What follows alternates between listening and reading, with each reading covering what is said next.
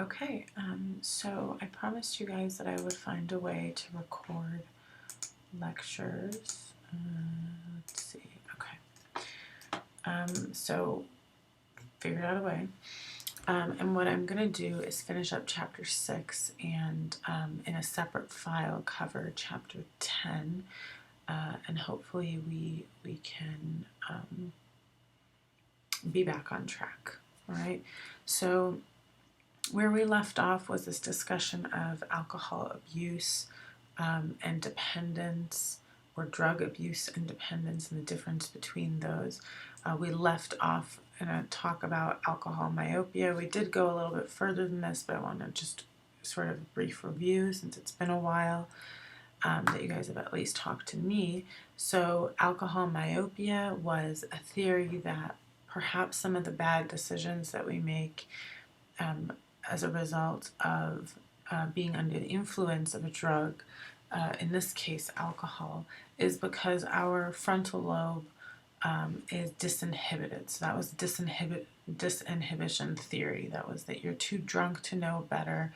Your frontal lobe, which is sort of supposed to control these and sort of primitive behaviors like eating, drinking, sex, is not online and can't control things as a result of the alcohol, right? But remember, the limitation to this theory was that our behavior differs based on the kind of environment that we're in. So if we're in an environment where people are laughing and having fun and doing crazy things, well, then we're going to be more likely to do them, not if we're sitting at home drinking by ourselves. So it's not alcohol per se that leads to the sort of weird behavior or the uncontrolled behavior, but it's a combination of alcohol and context. So this is where we get to the other theory, which is alcohol myopia or alcohol nearsightedness. And this is essentially saying that in order to fix that issue that the other theory had, this method says, okay, people under the influence of alcohol are more respondent to immediate cues. So things in their environment that give them some immediate reward. And they don't really think as much about the long-term or remote or faraway consequences, okay? So they don't think that, oh, if I have sex tonight and it's unprotected sex, that it's going to possibly result in either a disease or possible pregnancy, or just pure upsetness in the future, like anything that might be a consequence of that behavior. Instead, because that person is under the influence of alcohol, and they have this very immediate cue of like, oh, there's a cute girl, or oh, there's a cute guy, that they will respond to that immediate cue and not think about those long-term consequences. So that's alcohol myopia. Remember, when I talk about nearsightedness, this is not near as in right in front of your face. It is near in time. Okay, so you think about things that are near in time, not place. And these differ across contexts, right? So if you're at home, the immediate cues might be that you have a bag of, I don't know, Cheetos next to you, and that's sort of the worst thing that you'll do, is eat a whole bag of Cheetos or down a whole pizza. But it won't be something like something that in a different context would be a different type of behavior, okay? All right. So what is abuse and what is addiction? What is dependence? So abuse is when you use that drug in a way that really sort of interferes with your life. There's a lot of thought behind it. How do I get it? Where do I get it from? When can I go home and use it? So you're abusing it. You're using it at a rate that's higher than sort of just like once in a while. And it actually takes up a big part of your life. Addiction, on the other hand, or dependence, is when the person is actually physically dependent. And if they don't use that drug, they'll suffer consequences. And these consequences oftentimes turn around in the form of withdrawal symptoms, okay? So with withdrawal, you have a number of physical and psychological things that happen, and these things are sort of listed here. And it starts within several hours for someone who is dependent of the last dose. This is why addicts, oftentimes individuals who are addicted and dependent on a drug, they're constantly looking for their next fix because they really don't want to experience withdrawal. It happens pretty quickly, and the withdrawal can result in death. Okay, so it is a dangerous process, and for those who are coming off of prescription painkillers, many times they do this. If they are addicted to it, if they find that they have become addicted, they will do this withdrawal process within a hospital environment, actually. This video below, if you guys want to take a look at it, explains more in more depth sort of what is going on in your brain during withdrawal. But one thing that you can think of is, remember when those drugs are acting upon our receptors, they create more receptors because they're over stimulating the receptors that we have. And so when that drug is taken away, there's not enough of whatever natural thing went into those receptors to actually result in that same high or that same happy effect. And so really that person crashes, and it's not just a psychological crashing, it's a physical crashing as well. Okay. All right, so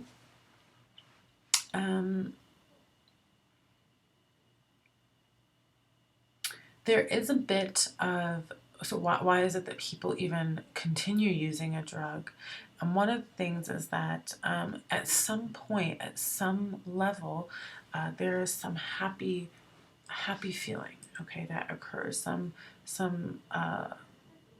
high or some good feeling that came about. It's not only a good feeling where you're not in control. It's actually the person uses and they think, oh, this is great, and I'm totally in control and nothing's going wrong, right?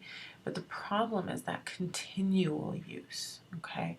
And so what is it that leads to continual use? And that perhaps is that initial sort of nice boost in activation, coupled with dopamine neurons being a mechanism for continued addiction, okay, continued use.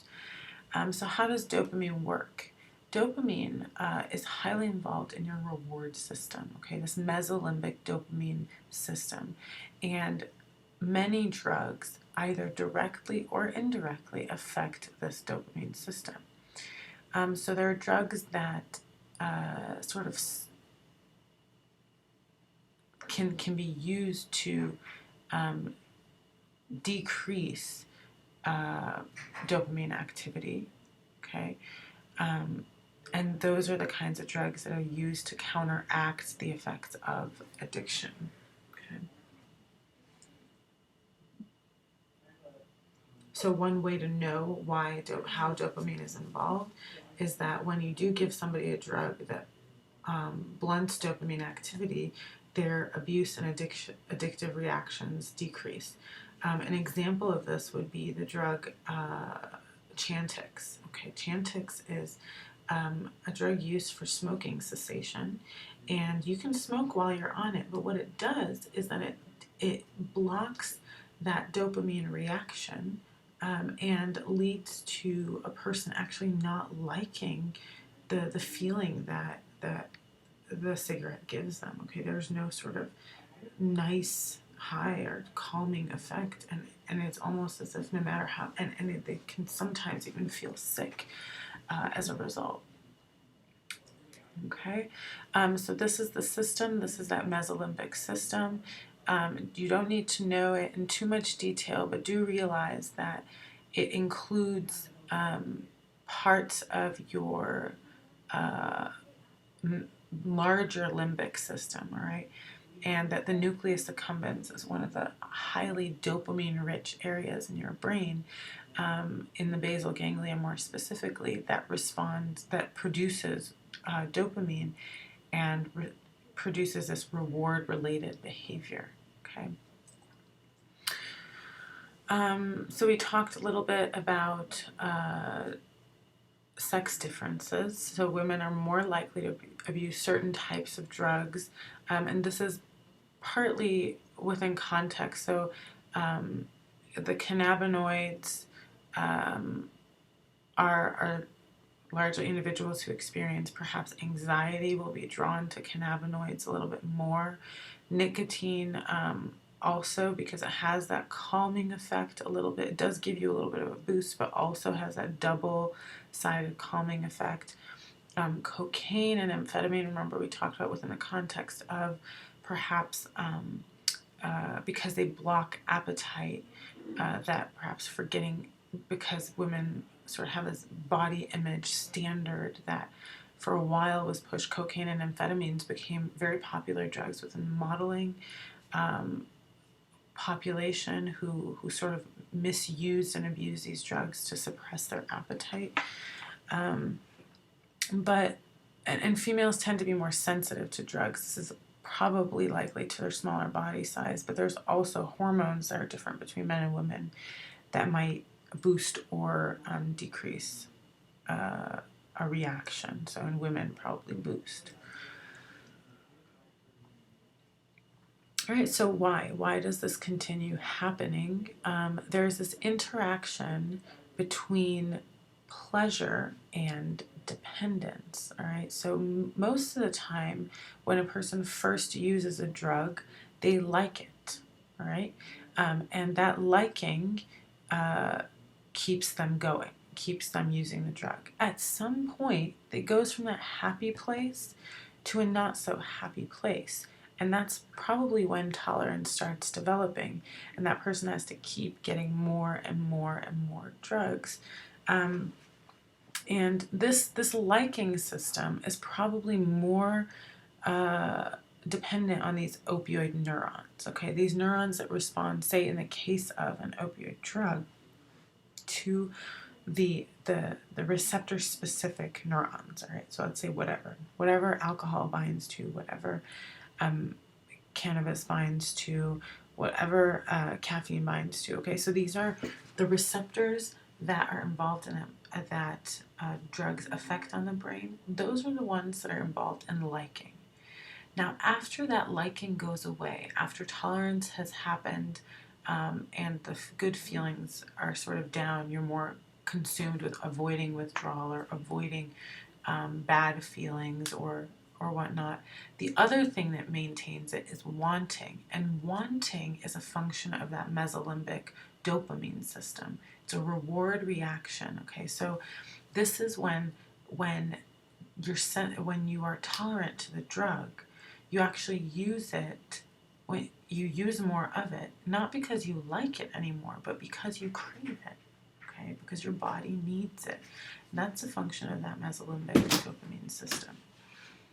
Okay, wanting actually goes up when you repeatedly use drugs, while liking goes down.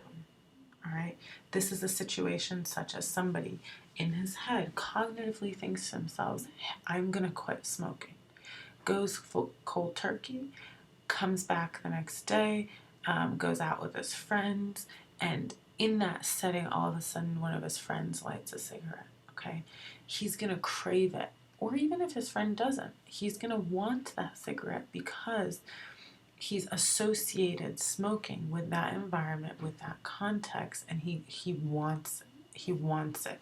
It doesn't mean that he likes the feeling that it gives him. Okay, so know the difference between those, and this is one theory as to why addiction is maintained past the point of someone really either suffering negative effects from it or experiencing habituation or some sort of tolerance. Okay, so as the person initially uses, wanting and liking are at the same level. They continue using, and liking goes down, and wanting goes up. All right. So again, wanting is associated with drug-related cues, like being in a bar or hanging out with friends that you usually used to smoke weed with. Those are all external cues that increase craving, but not the actual liking of that drug. Okay, so breaking this down, you make the decision, an individual makes the decision to take a drug in their frontal cortex. That's their control cortex. That's the first time they ever decide that's what's making that decision. The drug activates those opioid systems, okay, related to pleasurable experiences. These are the receptor sites that that drug may bind to, and may be related to pleasure. Okay, so not just how the drug affects your body, but more specifically how it affects, or how that drug affects its own receptors, but how it affects these pleasure receptors, right? That's the liking, remember? Wanting drugs comes from that dopaminergic system, that dopamine system that included the basal ganglia and reward network, so that mesolimbic dopamine system. And then over time, this becomes a habit. And that learning, that habitual sort of behavior happens in your striatum, and that's also part of that mesolimbic system, okay? Also a part of your basal ganglia, actually. There is some evidence out there that genetics plays a role in your vulnerability to make that decision, that first decision to use a drug, as well as your ability to become addicted to a drug. So the fact maybe some people don't actually have a very strong liking reaction first time or couple times they use a drug, and so they're never really compelled to move forward. Additionally, individuals who are impulsive behaviorally or generally take more risks are more likely to start using drugs, thinking to themselves or not thinking that, I'm sort of invincible. This is why adolescence is particularly an at-risk time, because adolescents in general are highly susceptible to peer influence, as well as risk-taking behaviors within the context of peer influence. Okay, so if they're left on their own, it's actually shown that adolescents don't make more risky decisions, but it's in the context with friends that these more risky decisions are made, and it doesn't even have to be peer pressure related. So if there are drugs, and if an individual, say, is in a group where their friends are even just sitting there, they might be more likely to use those drugs if they feel like it'll make them look cooler or whatnot. So this is adolescence being a very high risk taking time, and also realize that the connections between the frontal regions and lower down regions like reward regions are not as substantial, so that all the connections haven't been made yet. And of course, there's a huge thing of hormones that's happening during adolescence, putting them particularly at risk for being sensitized to drugs. There is an epigenetic effect of addiction on the genes. So what this means is that if someone in an individual's family was affected and addicted to drugs, that addiction can actually turn on and off genes related to that higher level control that we need, that requires our frontal lobe. Okay, and so what happens there is that they can pass that on. So they've with their addiction have changed the genetic code, and when they have children, they can actually pass on that genetic code to their children, putting them at a further risk as well. Okay, and this isn't even limited to just one generation. It can actually pass down through many. Addiction is oftentimes a long-term problem. It's treated in many ways, but sort of abstinence tends to be the best suggested. In some cases, however, it's a risk reduction model, so they just try and do whatever they can to minimize that individual's risk to themselves, as opposed to eliminating the drug completely. How can we minimize use in a way that won't mess up your life? Okay, so there are two approaches, either going completely off the drug or reducing the risk. Finally, can drugs cause brain damage? You should know this. There are some drugs that can cause permanent brain damage. Interestingly, in mice, this has not fully been supported in humans, but there's more research being done. There are drugs that activate glutamate, okay, or act as glutamate. And these in high quantities can be toxic. How? So, for example, monosodium glutamate, or MSG, in high doses when administered to mice, actually activate what's called a suicide gene and kill off parts of the brain.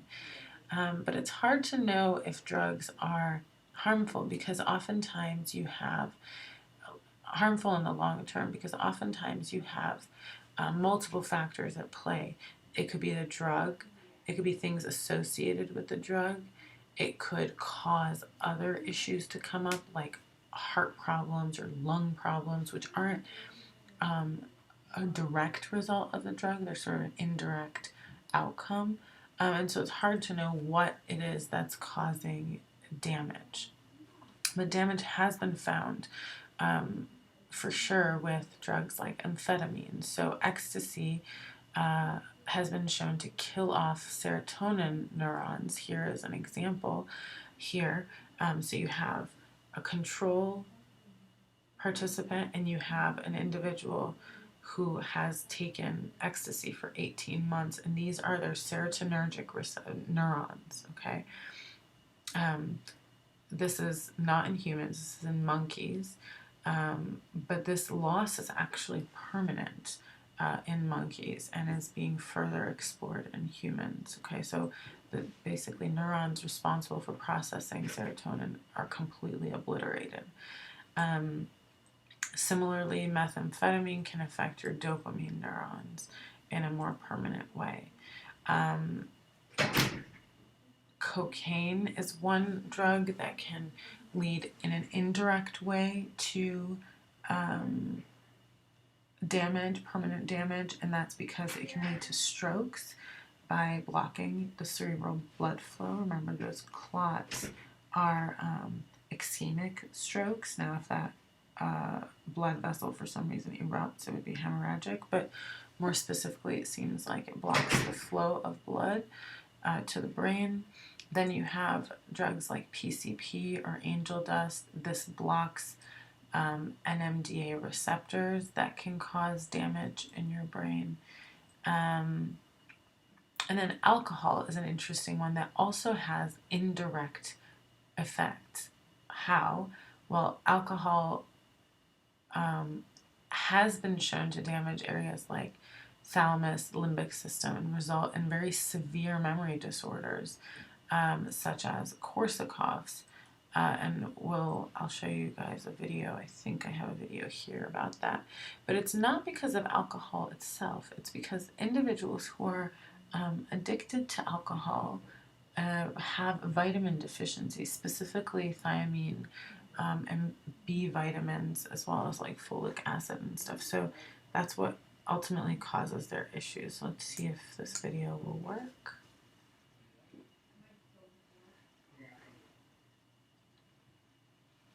Oh, well, actually I'm not going to show that video.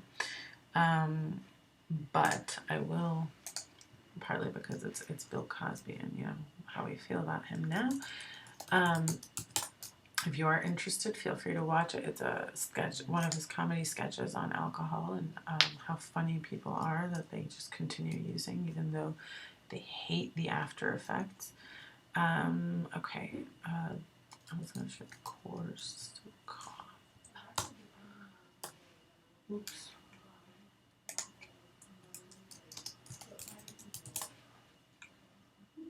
Okay.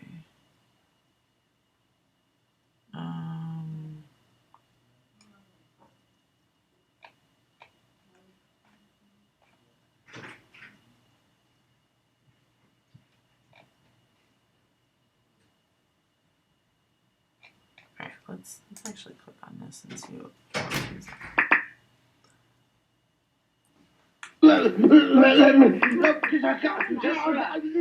His case was referred to Dr. Shaw, consultant psychiatrist to the Bexley Group of Hospitals. The case of Mr. Bulmer is fairly typical of the presentation of the alcoholic to the casualty department. It's often forgotten that accidents, illnesses, and operations may give rise to confusional episodes in alcoholics, and that these confusional episodes, or delirium tremens, can be life-threatening and require immediate, appropriate treatment. In the malnourished alcoholic, there is the additional hazard that such a delirious episode may progress to Wernicke's encephalopathy. Should this occur, the patient passes, firstly, from the restless, excitable, delirious stage over a period of a day or so into a lethargic, somnolent, semi-stuporose phase with a variable degree of mental confusion. Secondly, cerebellar ataxia develops, involving mainly the trunk and lower limbs. The degree of ataxia may be such that the patient is unable to stand unaided. You can see. Okay, so ataxia, guys, is a motor deficit. All right, so we talked about it within the context of Parkinson's and Huntington's. Okay, so motor ataxias. So Korsakov's, one of the things that could happen as a result of these vitamin deficiencies and as a result of chronic alcohol use is a physical ataxia that, or a motor ataxia that is a result of damage to the cerebellum. The careful, wide-based walk, the frontal incoordination there, very marked. You can see the careful attempts to turn, very difficult. Can you just walk back now? Let's stand up for a second and get rid of some of this nervousness. Okay.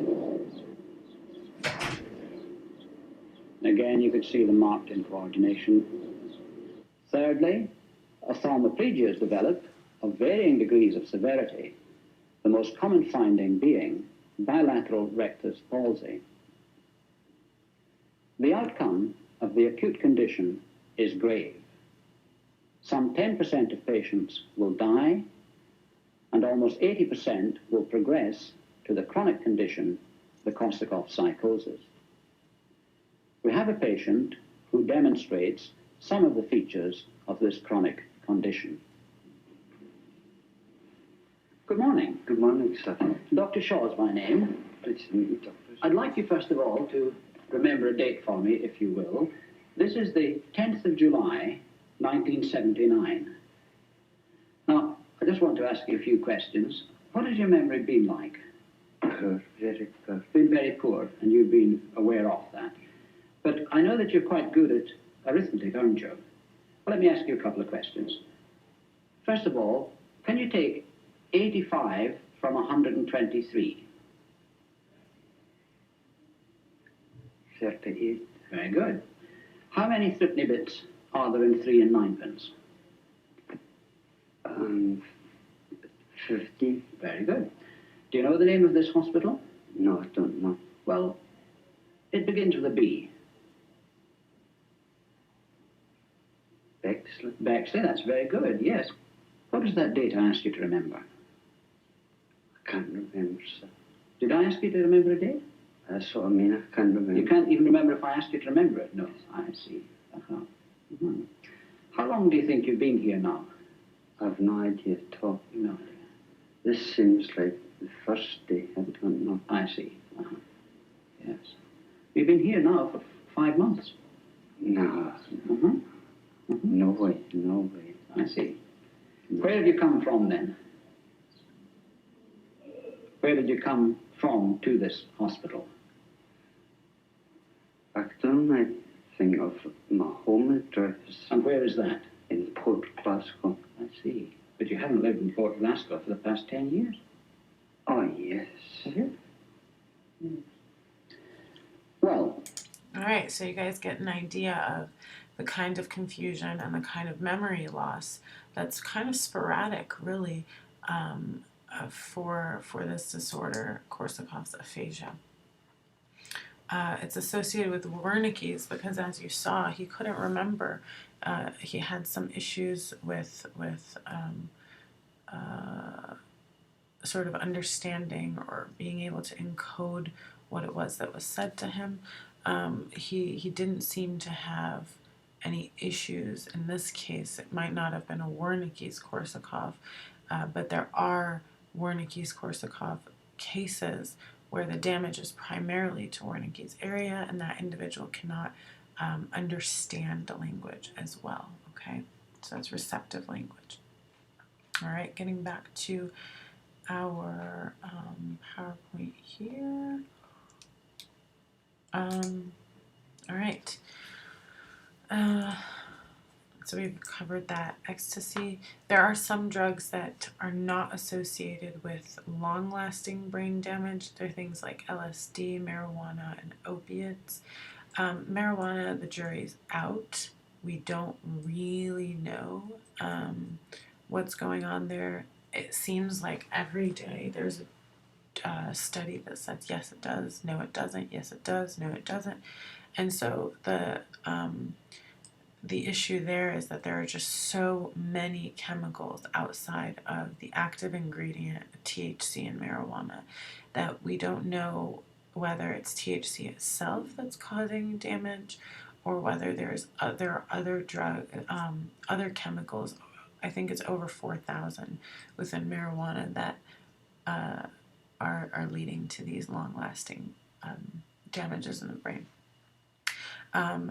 Marijuana-induced psychosis is a risk, and I've seen patients who have experienced this, actually a young boy. It's an unfortunate condition, and many times it does not go away, so it's sort of a psychotic reaction to marijuana just suddenly, really, and they start hallucinating, both visual and auditory hallucinations many times, and the jury's out on that as well as to whether it's caused by marijuana or exasperated by marijuana. Sorry about that, guys. Words are hard. And so what that means is that maybe the person was already at risk for psychosis or schizophrenia, and that marijuana sort of pulled a switch that earlier sort of that resulted in them manifesting their psychosis at an earlier time. All right, so let's finish off. So that was the end of drugs. Let's finish off this conversation with hormones. Our brief discussion of hormones. Similar to drugs, remember that hormones act on our receptors in the body.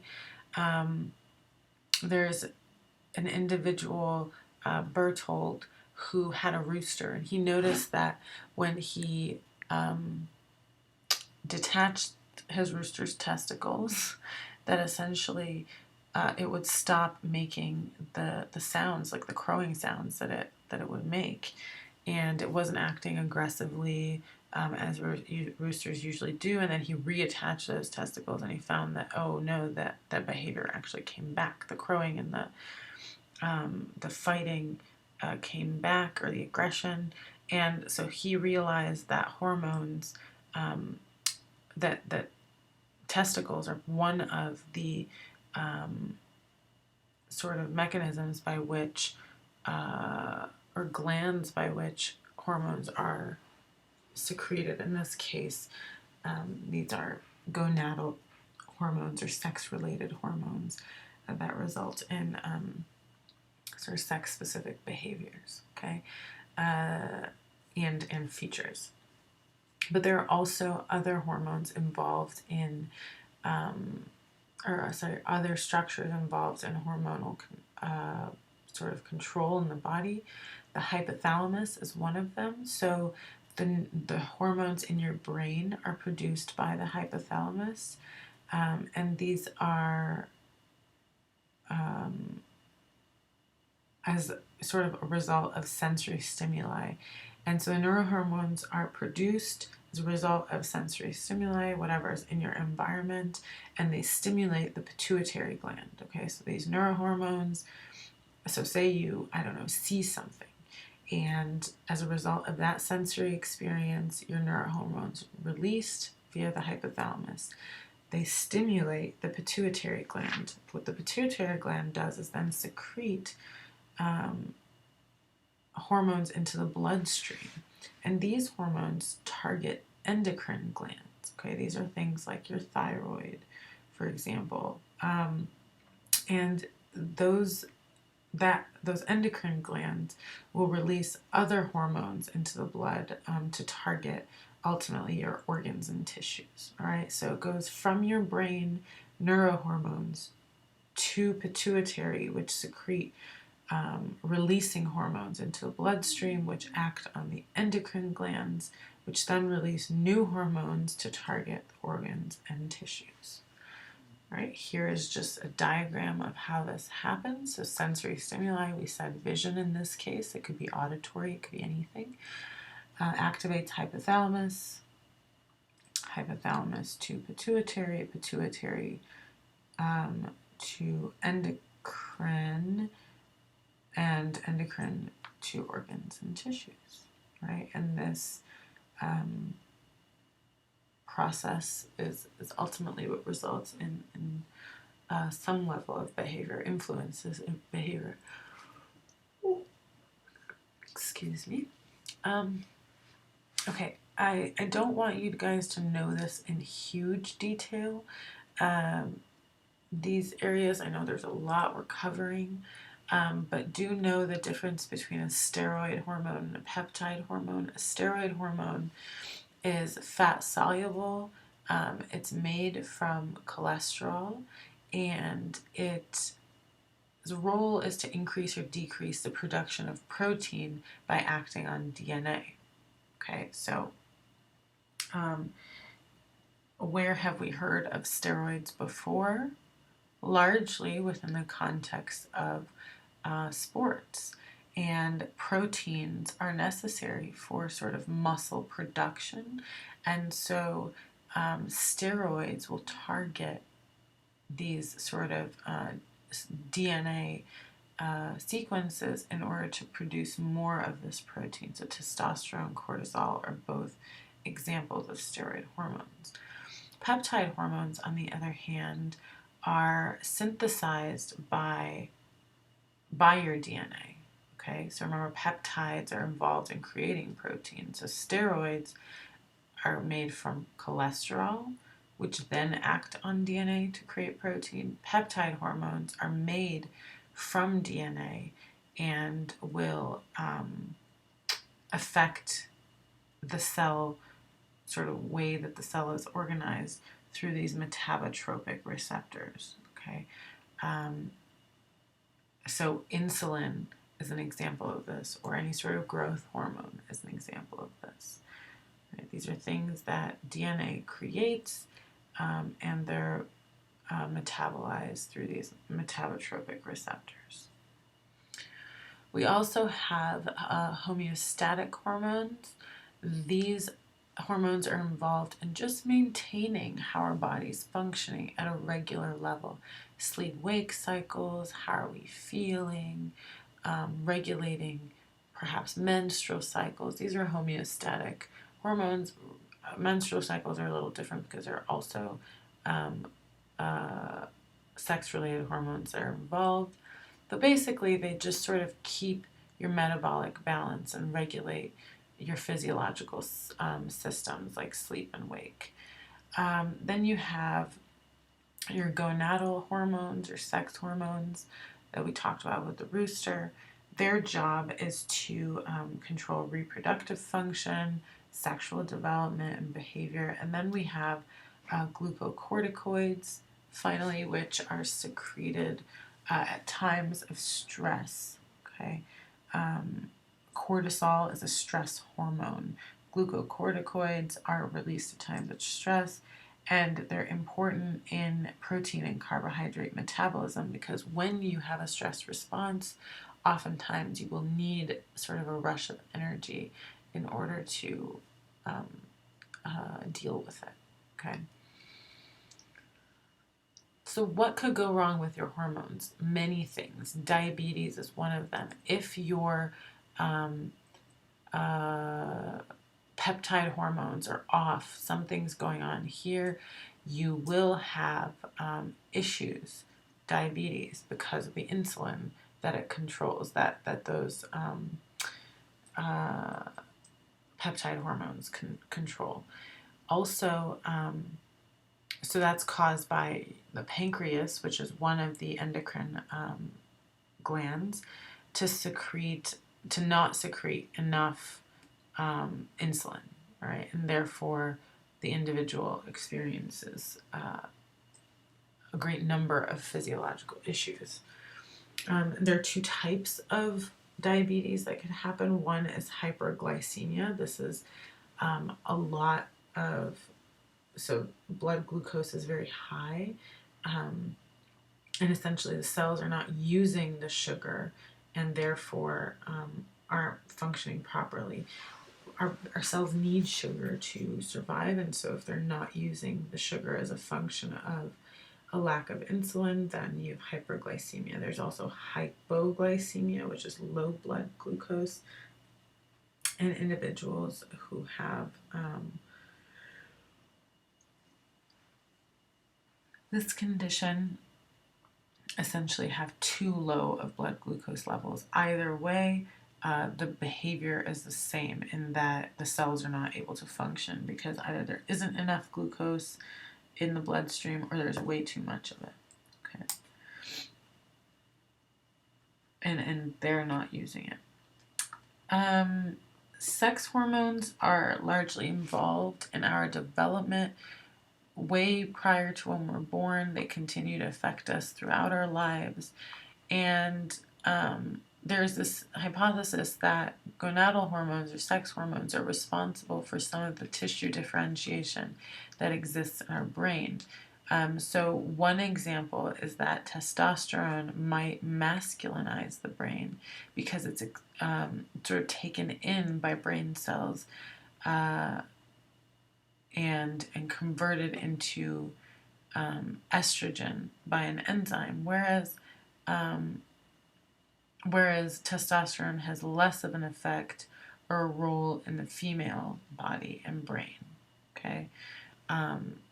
You might think, why estrogen? Well, estrogen is actually largely involved in the male brain. It's part of what is sort of like utilized as an enzyme in the male brain, whereas there's less of an effect of estrogen in the female body. Mainly its role in the female body is to regulate reproduction. So there are differences that result from sex hormones between males and females. Many of these things are not set in stone. Apologize for that. Many of these things are not set in stone. In that, when we think about the context, the idea of sex and what that means, it's become it is far more of a spectrum than we actually think, especially gender more specifically. Sex is related to just the sort of body parts that you have, basically speaking, but how those body parts are working and how that individual feels is actually far more spectrum-like, research shows, than it is a dichotomy. And okay, so some of the differences we have here. Male brain, even after correcting for body size, is oftentimes larger than the female brain. This could be a result of sex hormones. Right hemisphere is larger than left hemisphere in men, which is not the case in women. Women tend to have higher rates of blood flow throughout the brain, and they use glucose more, sugar more. I'd like to think that's why I like to eat chocolate so much. It's because I need that sugar. because I just use it. I use it way more than everyone else does. And also parts of the corpus callosum are larger in women. Remember, the corpus callosum connects the two hemispheres of the brain. So if in the male brain, the right hemisphere is larger than the left, yet they don't have as large of a corpus callosum, then perhaps their two hemispheres are not as connected, whereas women have a far more connected left and right hemisphere. And language areas of the brain are also larger in women. So how does that translate to behavior? Okay, so we have a bunch of things that are going on in the brain, but what does that look like? Men tend to be better on spatial tasks. Women tend to be better than men on verbal tasks. Remember, men have this larger right brain. Women have this larger language area, so perhaps these two things are correlated. Women, actually, an interesting thing is that and this effect actually depends on when you measure a woman's spatial or verbal abilities. So more specifically, when a woman is on her menstrual cycle, she has lower levels of female sex hormones, and as a result has better spatial performance. On the other hand, if a woman is ovulating, she has higher levels of female sex hormones, and as a result has better verbal performance. So this really shows how much of our behavior and our abilities are affected by very basic level things like hormones. And also there's a difference between pre- and postmenopausal women. So postmenopausal would be a decrease in female sex hormones, which would likely, as a result of this study, we could assume or hypothesize that it would lead to better spatial performance post-menopause than pre. And then at various stages of pregnancy, depending on what kind of a hormone bath a woman's brain is getting, her behavior will be different.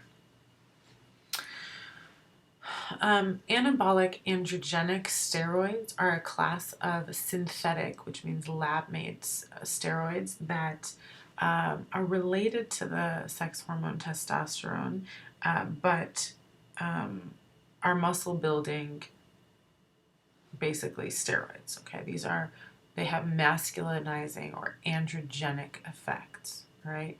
So anabolic means muscle building, androgenic means masculinizing.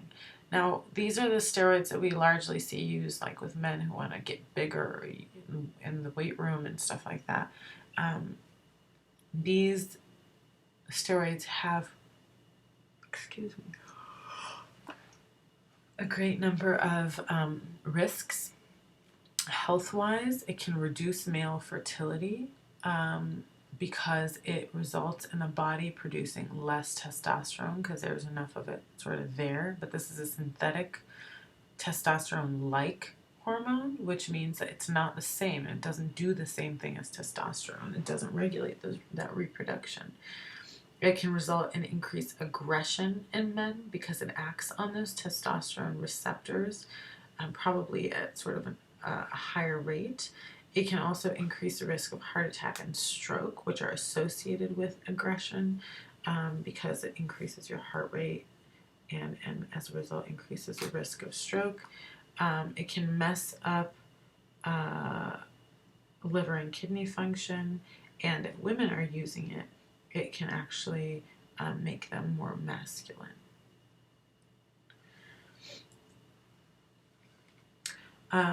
Moving on to the glucocorticoids, remember these are the stress-related hormones.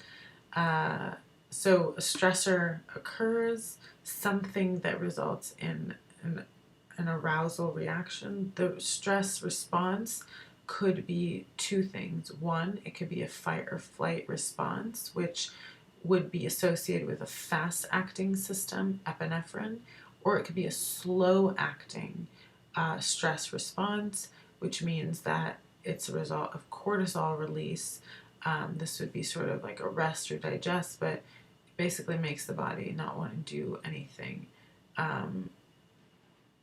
in order to confront that stressor. So it's like a shutdown reaction versus a fighting reaction. All right, so two different mechanisms, epinephrine and cortisol, both stress response, but different in the way that they manifest. Okay, some people will reduce stress by shutting down, depending on what the stressor is, and others by fighting it. Don't worry about this slide. Don't worry about this pathway. This goes into far too much detail, I think, for what you need to know. But just know that what the fundamental differences between a fast and slow acting pathway are in terms of, and what that's related to.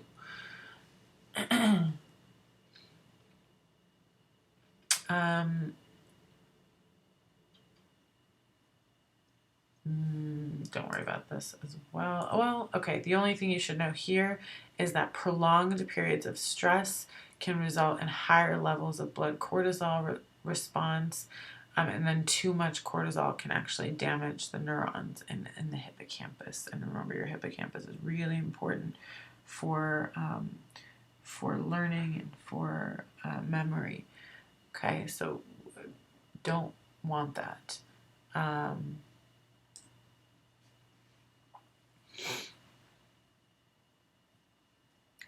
Interestingly, there's an on-off switch for cortisol secretion, and that on-off switch is also reliant on the hippocampus. So when you have a stress response, you need your hippocampus in order to regulate that stress response, okay? Regulate the amount of cortisol that's being released. Now, if a lot of cortisol is being released over a long period of time, what you have is this sort of circular circle of death, it looks like. So you have a destruction, you have cortisol being released as a result of stress, destroys your hippocampal neurons, you have less hippocampal neurons, which then decreases the regulation of cortisol secretion, and it goes full circle back again.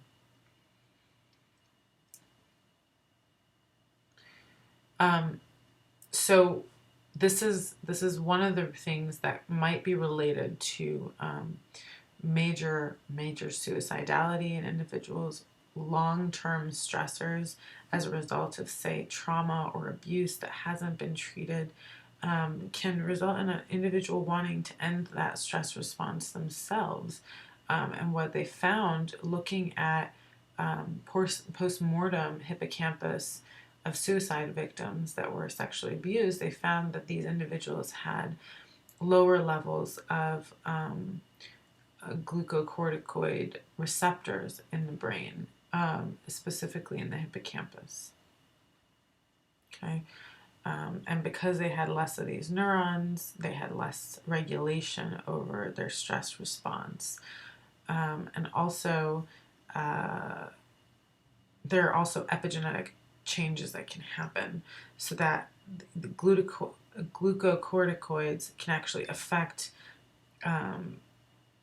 mRNA, so there's messenger RNA, and result in effects that last over generations. So poor memory, poor hippocampal neuronal production, perhaps, and it messes with the genes that deal with glucocorticoid production.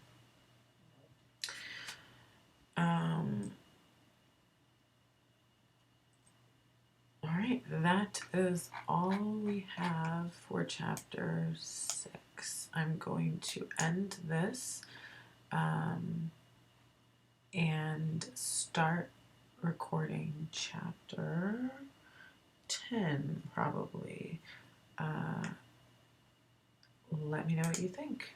And as always, if you have questions, please let me know. Thanks.